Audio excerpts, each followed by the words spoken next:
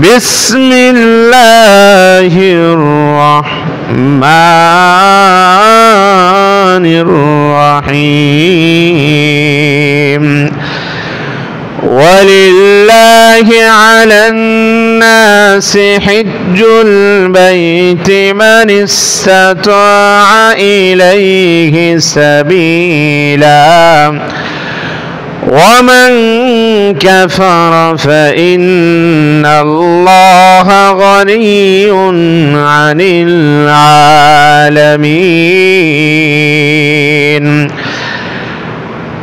وقال تبارك وتعالى الحج أشهر معلومات.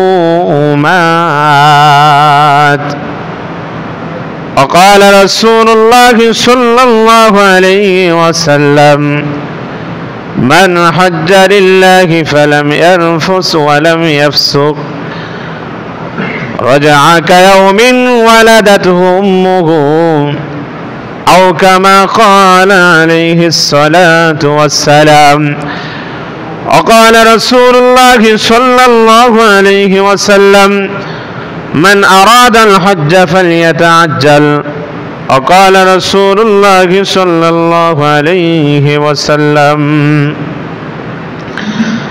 الحج جهاد كل ضعيف أو كما قال عليه الصلاة والسلام.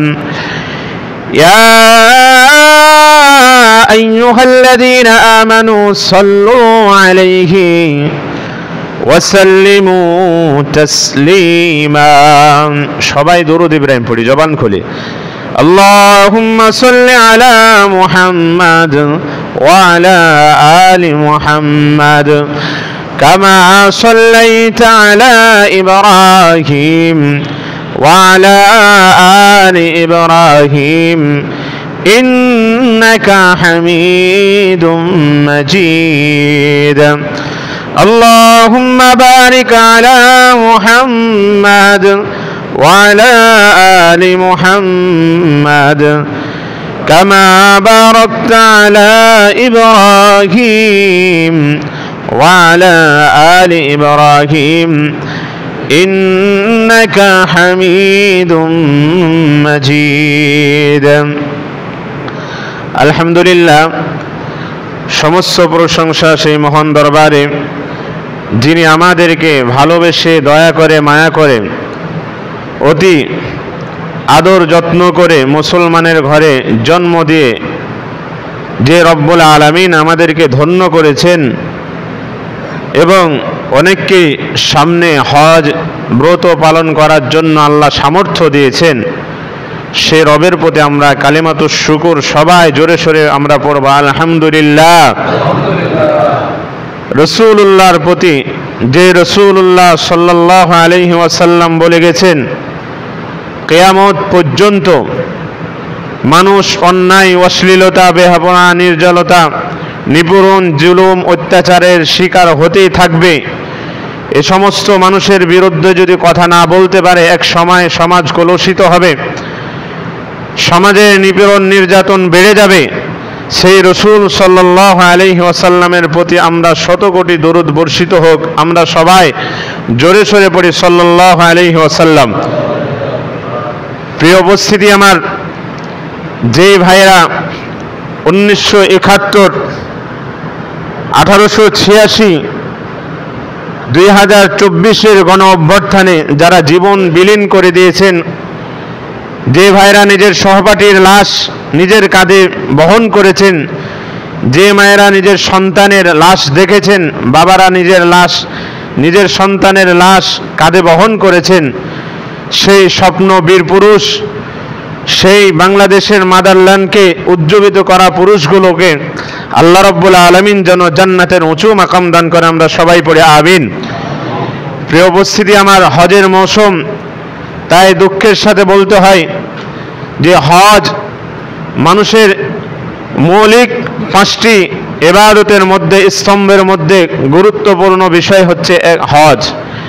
এই হজের সময় মানুষের সাথে টালবাহানা, মানুষের সাথে জুলুমের অত্যাচারের নিপীড়ন হয়ে আজকেও পর্যন্ত যারাকে নিষিদ্ধ করে নাই মনে রাখতে হবে তাদের সাথে সংহতি প্রকাশ যদি না করতে পারেন তাহলে আগামী দিনের হয়তোবা আপনি স্বৈরাচার হয়ে পৃথিবীতে আপনি আগমন করতে পারেন, ঠিক কিনা?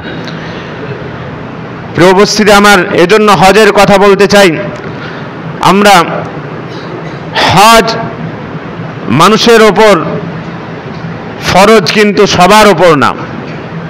মনে রাখবেন ইসলামের স্তম্ভ 5টি। ইসলামের স্তম্ভ কয়টি? আমাদেরকে একটু কথা বলতে হবে। ইসলামের স্তম্ভ কয়টি? আমরা যদি ঘুম পাড়ার উদ্দেশ্যে আসি, মসজিদ কি ঘুম পাড়ার উদ্দেশ্যে না ইবাদতের উদ্দেশ্যে? আমাদেরকে কথা বলতে হবে, বুঝতে হবে যে ইমাম সাহেব কি বলছেন। মৌলিক মানুষের যে মৌলিক স্তম্ভ আছে, যেমনভাবে মানুষের স্বাধীনতা, বাংলাদেশের স্বাধীনতা, মৌলিক স্বাধীনতার মধ্যে 5টি জিনিস লেখা আছে, অনন্য, বস্ত্র, চিকিৎসা, তেমনিভাবে ইসলামে 5টি জিনিস মৌলিক মানুষের স্বাধীনতা রয়েছে, মানুষের স্তম্ভ রয়েছে। এই স্তম্ভের মধ্যে 4র্থতম স্তম্ভ হচ্ছে হজ। 4র্থতম স্তম্ভের নাম কি? হজ। এই হজ বিগত দিনে লতিফ সিদ্দিকীর মতো যারা হজকে নিয়ে কটূক্তি করেছে তাদেরকে বাংলার মুসলমান ডাস্টবিনে ছুড়ে দিতে, নিক্ষেপ করতে দ্বিধাবোধ করে নাই। এজন্য হজ একটি গুরুত্বপূর্ণ ইবাদত। হজ সব সময় পাওয়া যায় না। হজের মাস হচ্ছে 3টি। হজের মাস কয়টি? মুহররম, জিলকদ আর জিলহজ, 3টি হজের মৌসুম। তার মধ্যে 10টি দিন হচ্ছে গুরুত্বপূর্ণ। এই 10টি দিন মুসলমান যারা হজ করে, যারা হজ যাবেন, তাদেরকে খুবই কষ্ট হয়। তার মধ্যে 5টা দিন অন্যতম বেশি কষ্ট হয়। তাই প্রিয় উপস্থিতি আমার, হজ আল্লাহ রাব্বুল আলামিন ফরজ করেছেন, কিন্তু 5টি স্তম্ভের মধ্যে থেকে আল্লাহ রাব্বুল আলামিন দুনিয়াতে গরিব এবং ধনী বলেন, ধনী এবং গরিব করে পাঠাইছেন কিনা? তার মধ্যে গরিবের জন্য 3টা জিনিস অপরিহার্য, আবশ্যক, আর ধনীর জন্য 5টা জিনিস। তাহলে গরিবের জন্য কয়টা জিনিস? 3টি, আর ধনীর জন্য 5টি। ধনীর জন্য যে 5টি জিনিস, 5টি যে ইসলামের স্তম্ভ, ইমানের রোকন, মুসলমানের যে 5টি রোকন, এই রোকনের ওপর অবশ্যই বিশ্বাস করতে হবে এবং তা পালন করতে হবে। কোনো ব্যক্তি যদি পালন না করে, শুধুমাত্র বিশ্বাস করে, কিয়ামতের ময়দানে তাকে জবাবদিহিতা করতে হবে, ঠিক কিনা? আর গরিবের জন্য 3টা জিনিস, তার মধ্যে অন্যতম হচ্ছে ঈমান, গরিবকে আনতে হবে। 2 নম্বর রোজা রাখতে হবে। 3 নম্বর নামাজ পড়তে হবে। বাকি যে 2টা জিনিস হজ এবং যাকাত, বলেন তো গরিবের ওপর ফরজ নাকি? গরিবের ওপর ফরজ নয়। তাই জন্য যারা মুসলমান, যারা ধনী, যারা রিচ আছে, তাদের মধ্যে 5টা জিনিসের মধ্যে কোনো ব্যক্তি যদি একটাকে অস্বীকার করে, সে ব্যক্তি কখনো মুসলমান থাকতে পারে না, কখনো তার মধ্যে ঈমান থাকতে পারে না। 5টা জিনিসকে তাকে দাবি মানতে হবে, বিশ্বাস করতে হবে, এবং হজ যদি না করে, যাকাত যদি না দেয়, কিয়ামতের ময়দানে তাকে জবাবদিহিতা করতে হবে। এজন্য আমরা সর্বপ্রথম হজের গুরুত্ব এবং ফজিলত সম্পর্কে আজকে কিঞ্চিত আলোচনা করব। অল্প পরিসরে আমি আলোচনা করব। আল্লাহ রাব্বুল আলামিন যেন বক্তাকে এবং শ্রোতাকে উভয়কে যেন এখান থেকে আমলের নিয়তে শোনার তৌফিক দান করে। আমরা সবাই পড়ি আমিন। প্রিয় উপস্থিতি আমার, আমরা জানি নামাজ, সালাতের আবিধানিক অর্থ হচ্ছে ইচ্ছা করা, সংকল্প করা। তেমনিভাবে হজের আবিধানিক অর্থ হচ্ছে সংকল্প করা, ইচ্ছা করা। কি করা? সংকল্প করা, ইচ্ছা করা। কয়েকটি অর্থ আছে, তার মধ্যে অন্যতম হজের অর্থ হচ্ছে ইচ্ছা করা। 2 নম্বর হচ্ছে হজের অর্থ হচ্ছে আজ-জিয়ারত, সাক্ষাৎ করা। 3 নম্বর হজের অর্থ হচ্ছে যে আল কসদু ইলা শাইইন আযীমিন, মহৎ কাজের ইচ্ছা করা। 4 নম্বর হচ্ছে অল কসদু লিন নুসুক, হজের ইচ্ছা করা। 5 নম্বর হচ্ছে আল কসদু জিয়ারত বাইতুল হারাম, বাইতুল্লাহ জিয়ারতের ইচ্ছা করা। 6 নম্বর হচ্ছে to make decision to visit, অর্থাৎ আল্লাহর সাথে সাক্ষাতের জন্য যাওয়া। প্রিয় উপস্থিতি আমার, তাহলে হজের অর্থ, আবিধানিক অর্থ হচ্ছে প্রায় 5টি মতো। ইচ্ছা করা, সংকল্প করা। পারিভাষিক হজের অর্থ হচ্ছে যে আল হজ্জু ফাওয়া জিয়ারাতুন মাকানিন মাকসুসিন ফি ওয়াক্তিন মাকসুসিন, নির্দিষ্ট সময়ে নির্দিষ্ট স্থানের সাক্ষাৎ জিয়ারত করাকে হজ বলা হয়। কি বলা হয়? হজ বলা হয়। নির্দিষ্ট দিনে, নির্দিষ্ট সময়ে, নির্দিষ্ট কার্যাবলী, নির্দিষ্ট বিশেষ কিছু জায়গাতে অবস্থান করাকে হজ বলা হয়। আমরা যদি উকুবে আরাফা ছেড়ে দিই, হজ হবে নাকি?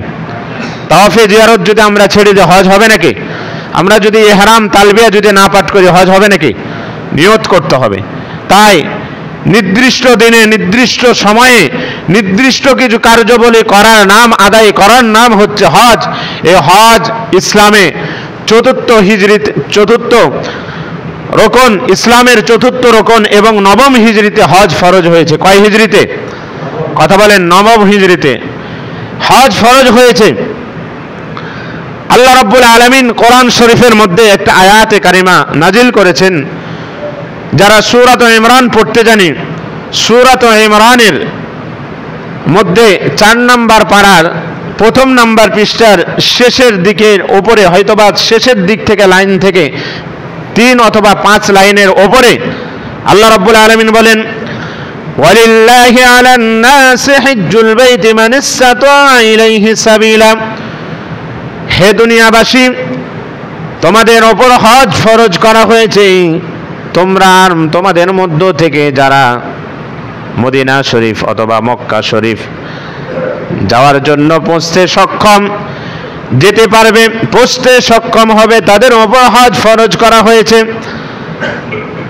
ওমান কাফারা, আর কোনো ব্যক্তি যদি পৌঁছতে সক্ষম হওয়া সত্ত্বেও, যদি হজ আদায় করার সত্ত্বেও, হজ আদায় করার সামর্থ্য রাখা সত্ত্বেও যদি কোনো ব্যক্তি হজে না যায়, আল্লাহ রাব্বুল আলামিন বলছেন, ওমান কাফারা ফাইন্নাল্লাহ, নিশ্চয় যে ব্যক্তি এখান থেকে বিরত থাকবে, বিমুখ হবে, ফিরে যাবে, অস্বীকার করবে, ওমান কাফারা ফাইন্নাল্লাহ, নিশ্চয় আল্লাহ ধনী কিনা। আল্লাহ ধনী কিনা? কথা বলেন। আল্লাহ ধনী না গরিব? আল্লাহ ধনী। ওমান কাফারা ফাইন্নাল্লাহা গানিয়্যুন আনিল আলামিন, বিশ্বব্যাপী থেকে, বিশ্বের মুসলমান থেকে আল্লাহ বেনিয়াজ। আল্লাহ রাব্বুল আলামিন সূরাতুল ইখলাসের মধ্যে বলছেন, কুল হুয়াল্লাহু আহাদ আল্লাহুস সামাদ, ওই আল্লাহ যিনি অমবক্ষী, যিনি কোনো জিনিসের দিকে মানুষের জন্য চাই না, মানুষের কাছে চাই না, কোনো জিনিস মানুষের কাছে চাই না, নিজে নিজে ক্ষমতাধর, নিজে নিজে শক্তিবান, ওই আল্লাহ রাব্বুল আলামিন বলছেন, ওয়ামান কাফারা ফাইন্নাল্লাহা গানিয়্যুন আনিল আলামিন। কোনো ব্যক্তি যদি হজ করার সামর্থ্য রাখা পরেও যদি হজ না করে, তাহলে ওই ব্যক্তির আর দরকার নাই, ওই ব্যক্তির আর কি নাই? দরকার নাই। এজন্য হজ এই আয়াতের দ্বারা ফরজ হয়েছে। অন্য জায়গাতে মিশকাত শরীফের প্রথম কিতাবুল ইমানের মধ্যে হাদিসটি নিয়ে আসছে, আল্লাহ রাসূল সাল্লাল্লাহু আলাইহি ওয়াসাল্লাম বলেছেন, বুনিয়াল ইসলামু আলা খামসিন শাহাদাতি আল্লা ইলাহা ইল্লাল্লাহ ওয়া আন্না মুহাম্মাদার রাসূলুল্লাহ। ইসলামের স্তম্ভ পাঁচটির মধ্যে অন্যতম 1 নাম্বার হচ্ছে আমানতু বিল্লাহি, আল্লাহর প্রতি ঈমান আনা, ওয়া রাসূলিহি, এবং তার রাসূলের প্রতি ঈমান আনা, ওয়া ইকামিস সালাহ, এবং নামাজ কায়েম করা, নামাজ আদায় করা, ওয়া ইতাইজ যাকাত, যাকাত প্রদান করা, ওয়াল হজ্জ, এবং হজ করা। তাহলে কয় নাম্বার হলো? 4 নাম্বার। 4 নাম্বার হচ্ছে হজ করা। অসৌমে রমাদান, এবং রমজান আসলে রোজা রাখা প্রত্যেকটা মুসলমানের ওপর ফরজ। তাই রব্বুল আলামিন বলছে, হজ হচ্ছে যারা সামর্থ্য রাখে তাদের ওপর ফরজ, সবার ওপর ফরজ নাই। আল্লাহ রব্বুল আলামিন এমনভাবে হজ ফরজ করেছেন, যারা হজ করবে তারা সহি শুদ্ধ নিয়তে হজ করতে হবে, এবং হজ সবার ওপর ফরজ নাই। কোনো ব্যক্তির মধ্যে যদি 11টা জিনিস পাওয়া যায়, 11টা শর্ত পাওয়া যায়, তার ওপর হজ ফরজ। কয়টা? 11টা। 1 নাম্বার হচ্ছে ইসলাম, মুসলমান হতে হবে। 2 নাম্বার হুররিয়া, আজাদ হতে হবে। 3 নাম্বার মুকাল্লাফ বিশরা হতে হবে, অর্থাৎ শরীয়ত যে ধার্য করেছেন, শরীয়তের মুকাল্লাফ বিশরা বালেগ হতে হবে। 4 নাম্বার আসিহা, সুস্থতা থাকতে হবে। 5 নাম্বার আল বাসারাত, দৃষ্টিপূর্ণ হতে হবে। 6 নাম্বার আজাদ, অর্থাৎ সঞ্চয় থাকতে হবে, টাকা পয়সা থাকতে হবে। 7 নাম্বার আমনুত তরিক, রাস্তা নিরাপদ থাকতে হবে। 8 নাম্বার আযওজু ওয়াল মুহরিমু লিল মারআ, স্বামী অথবা মুহরিম ব্যক্তি মহিলার জন্য থাকতে হবে। 9 নাম্বার রাহেলা থাকতে হবে, অর্থাৎ আরোহী, আপনি যার ওপর দিয়ে সফর করবেন সেটা থাকতে হবে। 10 নাম্বার আকেল বালেগ হতে হবে, জ্ঞান সম্পূর্ণ হতে হবে। 11 নাম্বার কয়দিনা হতে হবে, অর্থাৎ মুক্ত হতে হবে। তাহলে কয় ধরনের ব্যক্তির ওপর হজ ফরজ? কথা বলেন 11 ধরনের। 11 ধরনের, অর্থাৎ একটা মানুষের মধ্যে 11টা জিনিস যদি এই শর্তটা পাওয়া যায়, 11টা শর্ত পাওয়া যায়, তাহলে তার ওপর ফরজ। আর 11টার মধ্যে একটা শর্ত যদি ফৌত হয়ে যায়, যদি না থাকে, তাহলে তার ওপর হজ ফরজ নয়।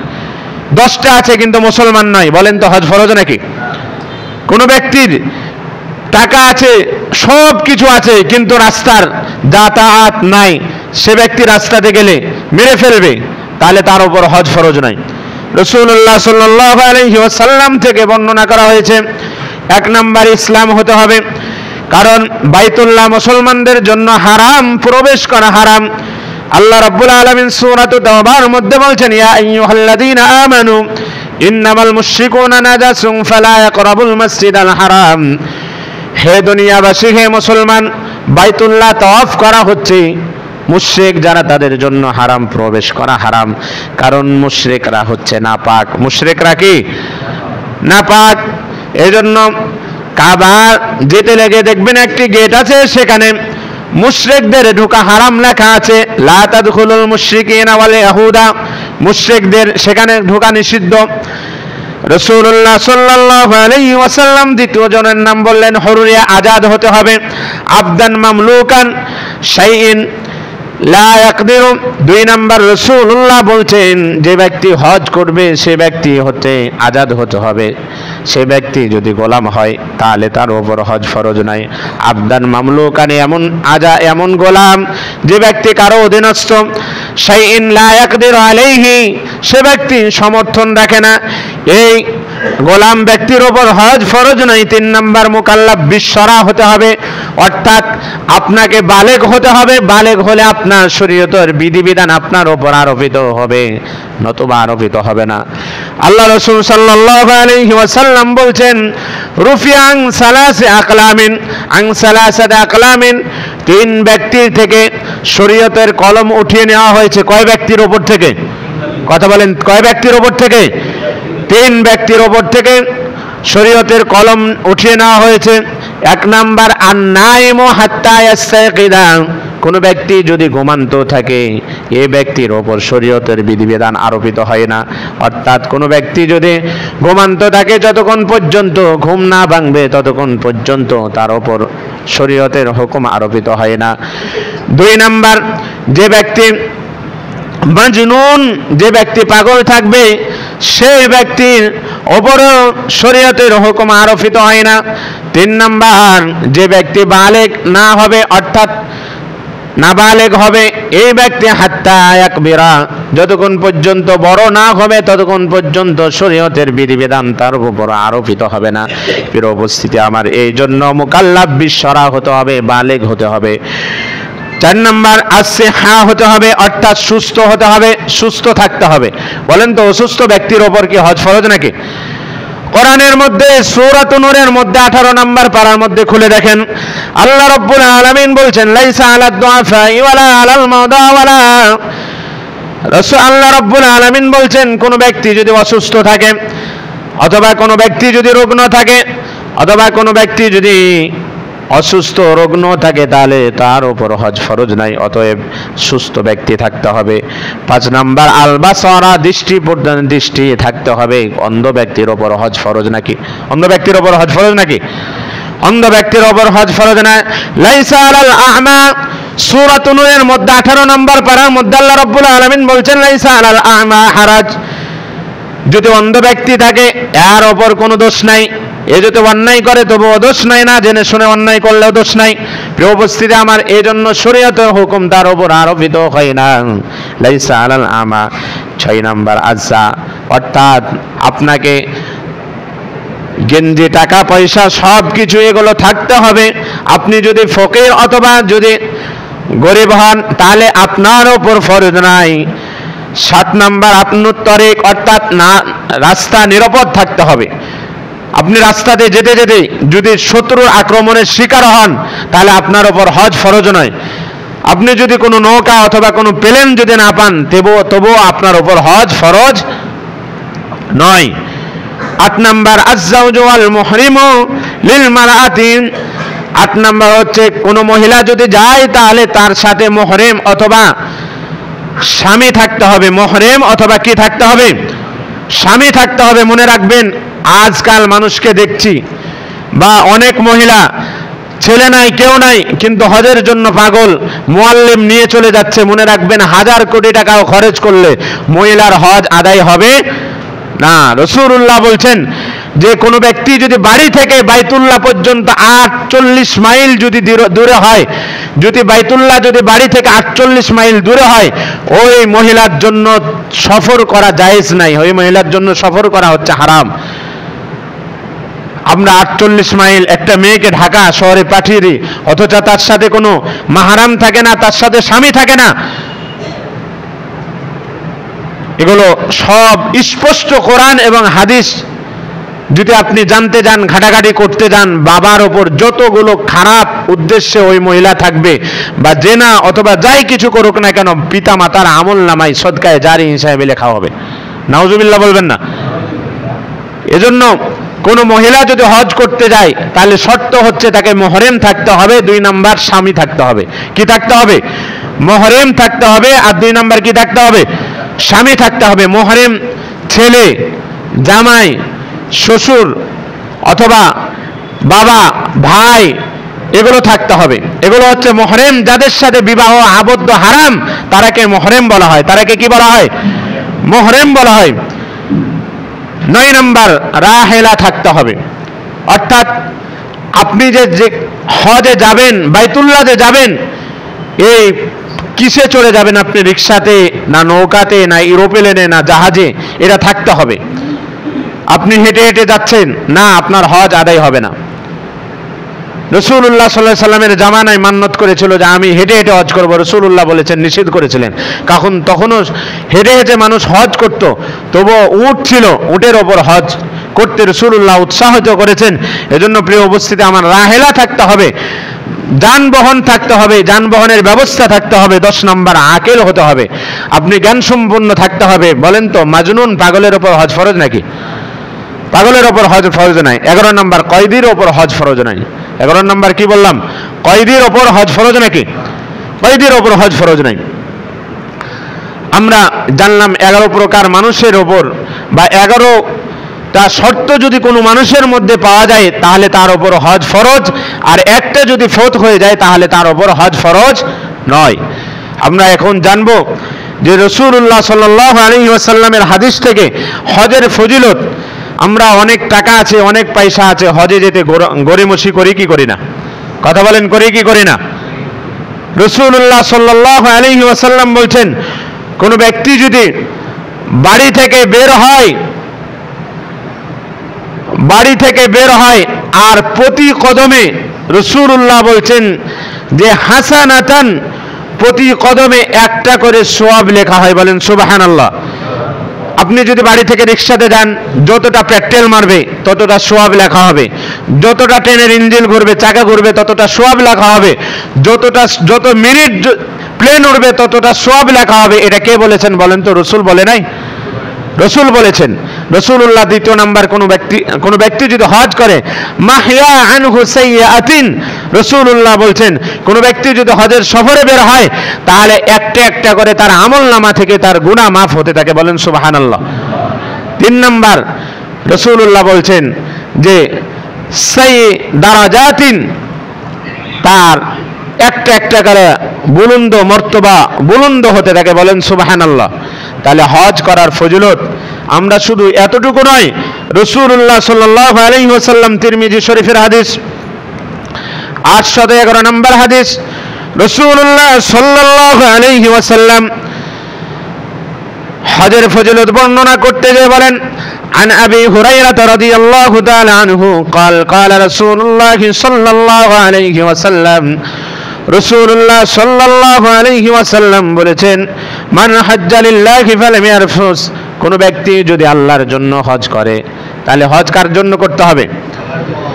আল্লাহর জন্য হজ করতে হবে। এখন কোন ব্যক্তি যদি ব্যবসাকে উন্নতির জন্য, সার্টিফিকেটের জন্য যদি হজ করে, হজ আদায় হবে নাকি? কারণ রাসূলুল্লাহ বলেছেন, মান হাজ্জা লিল্লাহ, যে ব্যক্তি আল্লাহর জন্য হজ করবে, এখানে দুনিয়াও লাগাতে পারতো কিন্তু রাসূলুল্লাহ লাগায় নাই, লিল আখিরা, আখিরাতেও লাগাতে পারতো কিন্তু রাসূলুল্লাহ আখিরাত লাগায় নাই। বলেছেন মান হাজ্জা লিল্লাহ, কোন ব্যক্তি যদি আল্লাহর জন্য হজ করে, ফালাম ইয়ারফুস, আর সে ব্যক্তি যদি অশ্লীলতা ছেড়ে দেয়, ওয়ালাম ইয়াফসুক, আর সে যদি গালিমন্দ ছেড়ে দেয়, মানুষকে যদি গীবত করা ছেড়ে দেয়, আল্লাহ রাসূল বলছেন রাজাকা ইয়াউমিন ওয়ালাদাতুহু উম্মুহু, সে ব্যক্তি যেন বাড়িতে আসলো নিষ্পাপ হয়ে। বলেন সুবহানাল্লাহ। প্লেনে নামতে দেরি, ওই ব্যক্তি এয়ারপোর্টে আল্লাহ রব্বুল আলামিন ফেরেশতাদের মাধ্যমে নিষ্পাপ লেখা হতে, ফেরেশতাদের মাধ্যমে নিষ্পাপ লেখা থেকে দেরি হতে পারে না। কারণ যখন হজ মানুষ সুষ্ঠুভাবে আদায় করবে, নিয়মতান্ত্রিক আদায় করবে, আল্লাহর জন্য আদায় করবে, তাহলে ওই ব্যক্তির সদ্য ভূমিষ্ঠ সন্তানের যেমন দুনিয়াতে আসলে যেমন গুনাহ থাকে না, ওই ব্যক্তি হজ থেকে ফিরে আসলে এয়ারপোর্টে আসার সাথে সাথে তার অতীতের গুনাহ, সমস্ত গুনাহ মাফ হয়ে যায়। বলেন সুবহানাল্লাহ। 2 নম্বর, রাসূলুল্লাহ বলছেন, বুখারীর হাদিস 1520 নম্বর হাদিস, রাসূলুল্লাহ সাল্লাল্লাহু আলাইহি ওয়াসাল্লাম বলেছেন, মান হাজ্জা লিল্লাহি ফালাম ইয়ারফুস ওয়ালাম ইয়াফসুক গফারাল্লাহু মা তাকদ্দামা মিন যামবিহি, কোন ব্যক্তি যদি আল্লাহর জন্য হজ করে আর যদি অশ্লীলতা এবং বেহায়াপনা যদি ছেড়ে দেয়, তাহলে রব্বুল আলামিনের রাসূল বলেছেন, গফারাল্লাহু লাহু মা তাকদ্দামা মিন যামবি, আল্লাহ রব্বুল আলামিন তার অতীতের সমস্ত গুনাহগুলি মিটিয়ে দেন। বলেন সুবহানাল্লাহ। সমস্ত অতীতের গুনাহগুলি মিটিয়ে দেন। 2 নাম্বার, নিষ্পাপের ঘোষণা দিয়েছেন কে? রাসূলুল্লাহ। নিষ্পাপ কায়াউমিন ওয়ালাদাতুহু উম্মুহু, রাসূলুল্লাহ বলছেন যে 2 নাম্বার হজের ফজিলত হচ্ছে সে নিষ্পাপ হবে। 3 নাম্বার, কোন ব্যক্তি যদি হজ করে আর তার হজ যদি মাবরুর, হজ্জে মাবরুর হয়, তাহলে হজ্জে মাবরুর একমাত্র প্রতিদান, জাযা, একমাত্র বিনিময় হচ্ছে জান্নাত। বলেন সুবহানাল্লাহ। রাসূলুল্লাহ, বুখারীর হাদিস 1777 নম্বর হাদিস, عن أبي هريرة رضي الله تعالى عنه قال قال رسول الله صلى الله عليه وسلم, হযরত আবু হুরায়রা থেকে বর্ণিত, রাসূলুল্লাহ সাল্লাল্লাহু আলাইহি ওয়াসাল্লাম ইরশাদ করেছেন, আল উমরাতু ইলাল উমরাতি কাফফারাতুল লিমা বাইনাহুমা, এক উমরা থেকে আরেক উমরা পর্যন্ত কোন ব্যক্তি যদি চোখের গুনাহ করে অথবা মুখের গুনাহ করে অথবা হাতের অথবা পায়ের গুনাহ করে, তাহলে কাফফারাতুল লিমা বাইনাহুমা, এক উমরা থেকে আরেক উমরা পর্যন্ত সমস্ত গুনাহকে maaf করে দেন কে? কে করে দেন? আল্লাহ। বলেন তো, মানুষ হজে যারা যায় তারা সর্বপ্রথম উমরা করে, আবার শেষে উমরা করে কি করে না? কথা বলেন, উমরা করে কি করে না? উমরা করে। রাসূলুল্লাহ বলছেন, ওয়াল হজ্জু মাবরুরুন লাইসা লাহু জাযাউন ইল্লা আল জান্নাহ, একমাত্র কোন ব্যক্তির নসিবে যদি হজ্জে মাবরুর যদি হয়, তাহলে সে ব্যক্তি কেবলমাত্র জান্নাত, অন্য কোনো জায়গা নয়। সে ব্যক্তি কেবলমাত্র কোথায় যাবে? জান্নাতে যাবে, অন্য জায়গাতে নয়। ক্বালু ইয়া রাসূলুল্লাহ ওয়া মা বিররুহু, সাহাবায়ে কেরাম জিজ্ঞেস করলেন, ইয়া রাসূলুল্লাহ, নেক আমলগুলো কি? আমি এক উমরা থেকে আরেক উমরা পর্যন্ত অতীতের গুনাহগুলো maaf করে দিবে, কিন্তু নেক আমল যদি করি তাহলে কি দিবে? রাসূলুল্লাহ বলছেন, ইতআমুত তুআম, তোমরা বেশি বেশি মানুষদেরকে খাবার খাওয়াও। কি খাওয়াও? কথা বলেন, কি খাও? খাবার খাও। দেখবেন অনেক কাফেলা হাজিদেরকে খাবারের ব্যবস্থা করে, আপেল, বেদানা, আঙ্গুর, খেজুর, কিশমিশ এগুলো দিয়ে থাকে, অনেক কাফেলা দিয়ে থাকে। রাসূলুল্লাহ বলছেন, ইতআমুত তুআম, তোমরা খাবার খাও। ওয়াতিবুল কালাম, আর যারা হাজি, যারা মেহমানে রাসূল, এদের সাথে ভালো ব্যবহার করো। মনে রাখবেন যে সমস্ত কাফেলা হাজিদের জন্য রাসূলুল্লাহ বলছেন এগুলো মেহমানে রাসূল, আল্লাহ রসুল বলছেন আব্দুল্লাহ, এগুলো আল্লাহর প্রতিনিধি।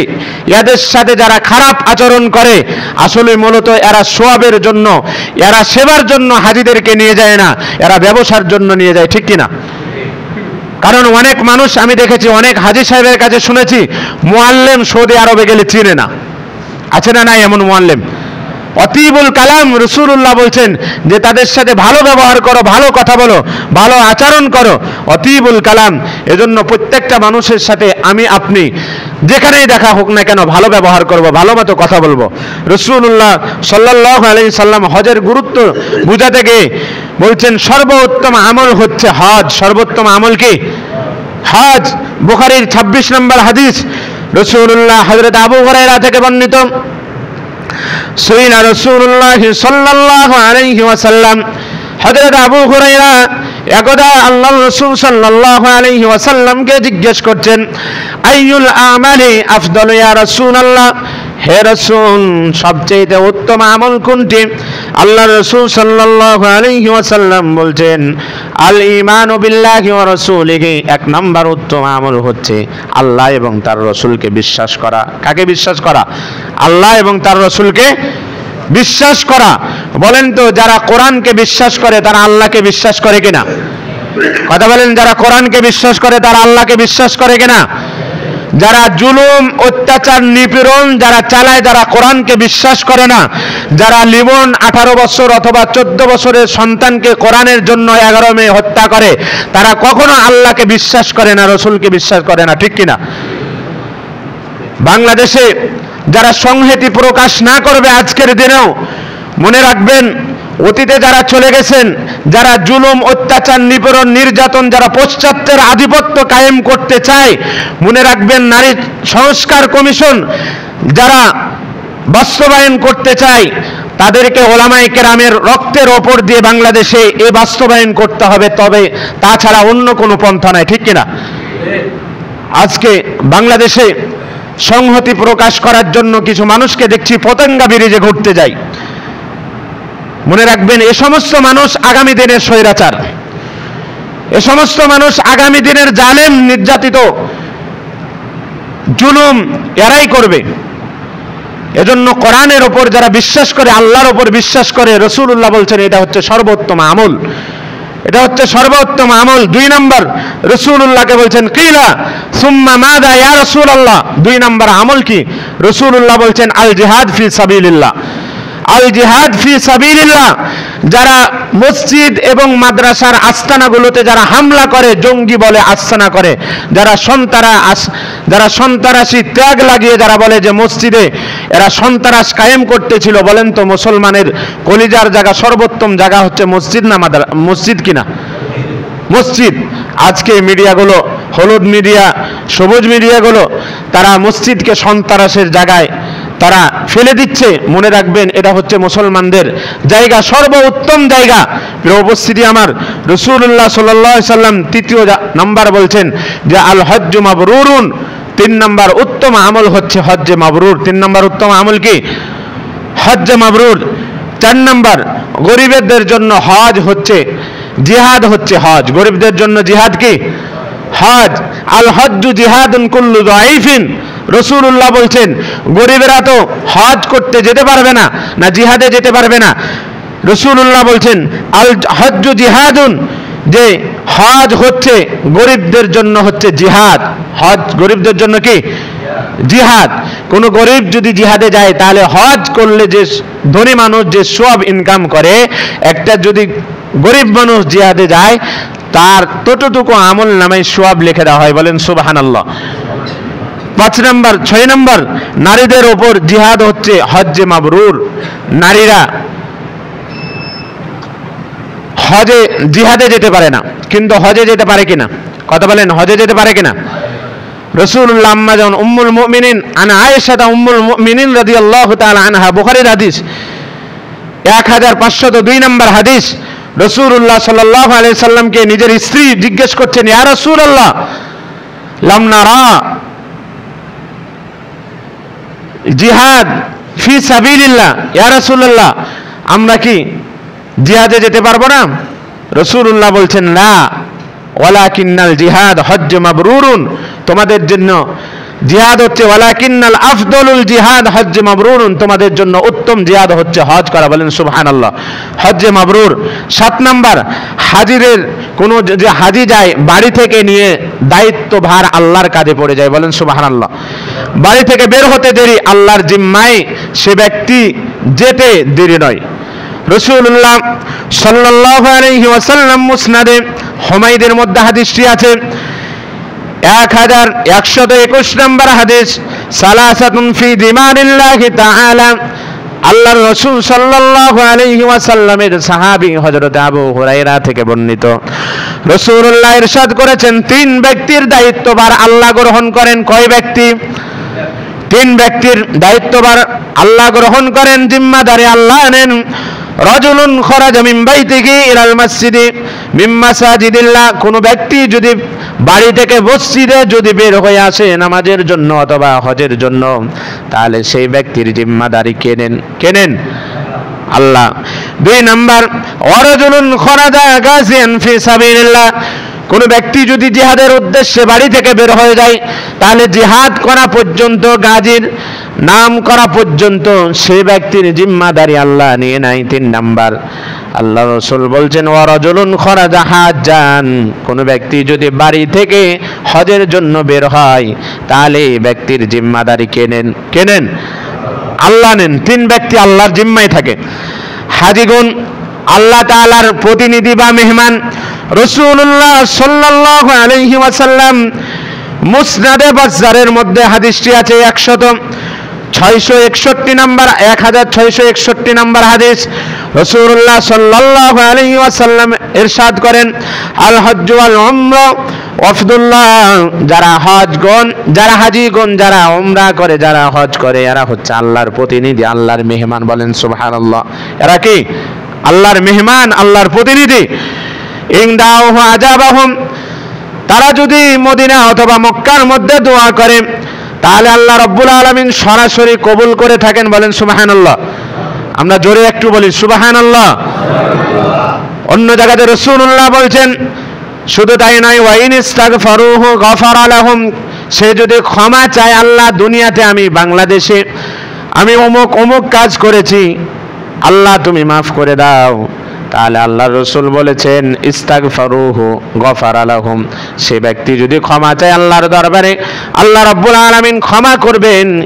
এই জন্য কাবার চত্বরে কোনো ব্যক্তি যদি মানুষের কাছে কোনো জিনিস চায়, মনে রাখবেন চাইবেন না, কারণ রাসূলুল্লাহ সাল্লাল্লাহু আলাইহি ওয়াসাল্লাম এর হাদিস থেকে যতটুকু জানা যায়, কাবার চত্বরে কোনো জিনিস চাইতে নিষেধ করা হয়েছে, কারণ যেখানে আল্লাহ রাব্বুল আলামিনের দিদার লাভের জন্য আপনি গেলেন, সেখানে মানুষের কাছে চাইবেন কেন? সেখানে কার কাছে চাইতে হবে? আল্লাহর কাছে চাইতে হবে। হযরতে আব্দুল্লাহ ইবনে ওমরের দহিত্র অর্থাৎ পোতা সালিম ইবনে আব্দুল্লাহ, তিনি হযরতে মালিক ইবনে মারওয়ান, আব্দুল্লাহ ইবনে মালিক ইবনে মারওয়ান শাসক ছিলেন তদানীন্তন সময়ে। তিনি তওয়াফ করতেছেন, এমন সময় তিনি পানি অথবা কি একটার জন্য চাইলেন। তখন হযরত সালিম ইবনে আব্দুল্লাহ ইবনে ওমর তিনি বললেন, ইনিস্তাহি মিন বাইতিল্লাহ, আমার লজ্জাবোধ করছে, কারণ এখানে একমাত্র চাওয়ার জায়গা হচ্ছে, চাইতে হবে আল্লাহর কাছে, গায়রুল্লাহ, আল্লাহ ব্যতীত অন্য কারো কাছে চাওয়া যাবে না, একমাত্র এখানে যেখানে তাওয়াফ করে এখানে আল্লাহর কাছে চাইতে হবে।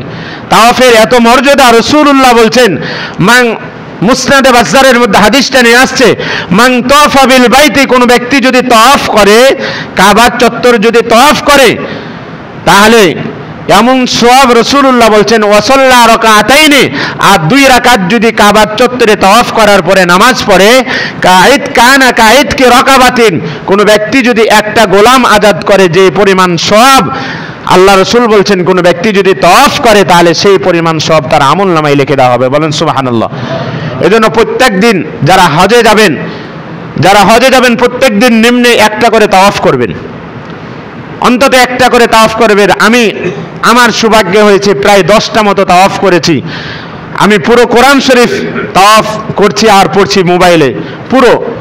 রাসূলুল্লাহ শুধু এটা নয় বলে নাই, আরো বলেছেন, কোন ব্যক্তি যদি তাওয়াফ করে, আর তাওয়াফু হাউলুল কাবাতি মিসলুস সালাত, কোন ব্যক্তি যদি কাবার চত্বরে নামাজ পড়ে আর তাওয়াফ করে একই পরিমাণ সওয়াবের ভাগীদারি হবে। বলেন সুবহানাল্লাহ।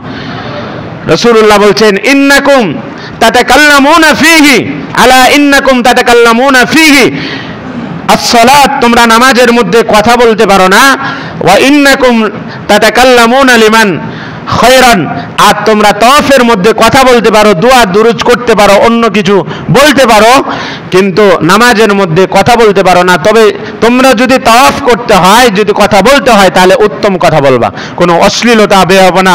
আমরা দেখেছি অনেক হাজী সাহেবগণ তাওয়াফ করছে আর মুআল্লিমের নামে গীবত করছে, কি করে না? বলেন করছে কি করে না? অনেক মানুষ যে আমাদেরকে ছেড়ে চলে গেল, আমাদেরকে তাওয়াফ করায় না, এমন সমস্ত কথাবার্তা বলে। আমরা এখান থেকে বিরত থাকবো। প্রিয় উপস্থিতি আমার, এজন্য যারা হাজি তারা হচ্ছে আল্লাহর প্রতিনিধি, তারা হচ্ছে আল্লাহর মেহমান। 9 নাম্বার, হাজিদের সব কিছু আল্লাহ ক্ষমা করে দেবেন। আপনি বাড়ি থেকে গেলেন, বাড়ি থেকে যাওয়া আপনি নিয়ত করলেন, যতদূর যাবেন এক প্রান্ত থেকে আর এক প্রান্ত পর্যন্ত, হাদিসের মধ্যে এসেছে ইলা গাবাতিশ শামস ইলাল আউদ, এক প্রান্ত থেকে আর এক প্রান্ত, যতগুলো হাজার সাজার, যতগুলো গাছগাছালি, পাথর, মানুষ, ইনসান, আশরাফুল মাখলুকাত যতগুলো আছে, আপনি বাড়ি থেকে বের হতে দেরি, আপনার জন্য ইস্তেগফার করতে তারা দেরি করে না। বলেন সুবহানাল্লাহ। এক প্রান্ত থেকে আর এক প্রান্ত যত আশরাফুল মাখলুকাত আপনার জন্য দোয়া করতে থাকে। বলেন তো আমাদের জন্য এই দোয়া দরকার আছে না নাই? শুধু তাই নয়, কোন হাজি যদি সকালবেলায় হজের নিয়তে বের হয়, তাহলে সমস্ত গুনাহ তার যদি আমল নামায় থাকে, তাহলে ইলা গাবাতিশ শামস ইয়াউমিহি, সেদিন যত গুনাহ থাকবে সূর্য অস্তমিত হয়ে যাবে, অর্থাৎ সূর্য সব কিছু তার গুনাহ নিয়ে চলে যাবে। এটা হাদিসের মধ্যে বলছেন। 10 নাম্বার, হাজিদের হজের টাকা, আমরা মনে করি যে হজ করলে টাকা ফুরিয়ে যাবে, না। রাসূলুল্লাহ বলছেন আন-নাফকাতু ফিল হজ্জি কানাফকাতি ফি সাবিলিল্লাহ, কোন ব্যক্তি যদি হজের জন্য খরচ করে, কোন ব্যক্তি যদি উমরার জন্য খরচ করে, বিসাবিনা মিয়াতি যাফিন, আল্লাহর রাস্তায়, যে আল্লাহর রাস্তায় খরচ করলে 700 গুণ সওয়াব হয়, তেমনি ভাবে কোন ব্যক্তি যদি 1 টাকা যদি খরচ করে হজের জন্য, তাহলে 700 টাকা ফি সাবিলিল্লাহর ওয়াস্তে দান করলে যে সওয়াব হয়, তত পরিমাণ সওয়াব আমলনামায়, তার আমলনামায় লিখে দেওয়া হবে। বলেন সুবহানাল্লাহ। এজন্য বলেন তো আমাদের হজ করা দরকার আছে না নাই?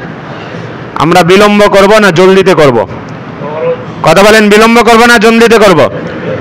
রাসূলুল্লাহ বলছেন যে মান লাম ইয়ামনাহু আনিল হজ্জি, স্পষ্ট ইবারত, বুখারীর হাদিস, মান লাম ইয়ামনাহু আনিল হজ্জি, কোন ব্যক্তি যদি হজ থেকে বিরত থাকে, ফালাহু হাজাতুন যাহিরাতুন, স্পষ্ট কোনো বাধা নাই, আও সুলতানুন জাইরুন, শাসক, অত্যাচারী শাসক নাই যে বাধা দিবে, অথবা হাবিসুন, অথবা মারাদুন, অসুস্থতা নাই, ফামাতা, এমন অবস্থায় যদি মরে যায়, ওয়ালাম ইয়াহুজ্জা ফামিত্তু, রাসূলুল্লাহ বলছেন এমন অবস্থায় যদি হজ না করে যদি মারা যায়, তাহলে ইনশা আয়াহুদিয়ান ওয়া ইনশা আনাসরানিয়ান, সে ব্যক্তি ইহুদি হয়ে মরল অথবা নাসারা হয়ে মরল। বলে নাউজুবিল্লাহ। প্রিয় উপস্থিতি আমার, এজন্য আমাদের সকলকে হজের গুরুত্বের বিষয়ে যারা ধনী আছি, আমরা গরিবসি না করে, টালবাহানা না করে, হজ আমাদের ওপর ফরজ, এটা আমাদেরকে পালন করতে হবে, নতুবা কিয়ামতের ময়দানে আমাদেরকে জবাবদিহিতা কাঠগড়ায় আমাদেরকে দাঁড়াতে হবে। আল্লাহ রাব্বুল আলামিন যেন সকলকে বাইতুল্লাহর তামান্না নিয়ে হজের জন্য প্রস্তুতি নিয়ে আমাদেরকে, অন্তত গরিব মানুষ আমরা নিয়ত করতে পারবো। নিয়ত করলে বলেন তো সওয়াব হবে কি হবে না? হবে। আল্লাহ রাব্বুল আলামিন আমাদের যারা গরিব আছেন তাদেরকে হজের নিয়ত করার তৌফিক দান করেন। আমরা সবাই পড়ে আমিন।